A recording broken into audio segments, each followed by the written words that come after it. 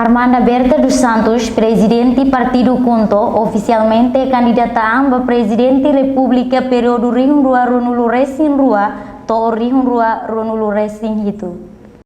Declaração presidente Partido Mane Caburas Unidade Nacional Timor Conto, Armanda Berta dos Santos, sai candidata presidente República período Rihun Rua Ronulu Racing Rua, to Rihun Rua Ronulu Racing itu, halau iha salão Esperança Elemloi Dili, quinta-feira Loron Rua Nulu, Fulan Janeiro tina Rihun Rua Ronulu Racing Rua.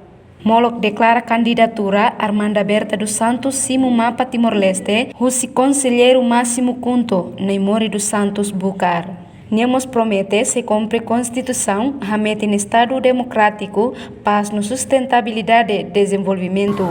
Karikiha eleição batinang idane, magpobo fofiar mai hau, magahau se cair meeting ba itania Constituição no princípio fundamentais sira anessa hameting Estado de Direito Democrático, hameting paz no estabilidade, atu itenia desenvolvimento belelau baoin ho sustentável e hameting itenia relação dia com nação vizinho, nomos nação sira selo e o mundo pode revelar política externa Timor-Leste nene. Armanda mos declara se resigna anu si presidente Partido Conto, onde sai presidente ba povo toma.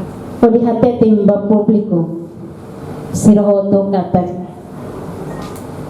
Sekali kau magaleito ba presidente da República ihara dewen Timor-Leste, makau se declara resigna ang hosi Partido Hosi resigna Hosi cargo presidente Partido Conto servindo bangsa na Toloron declaração candidatura ba presidente República Armanda Berta dos Santos e a ona apoiante Rihun Sanulu Racing. Reportagem Imelda Fátima Televisão Timor Post.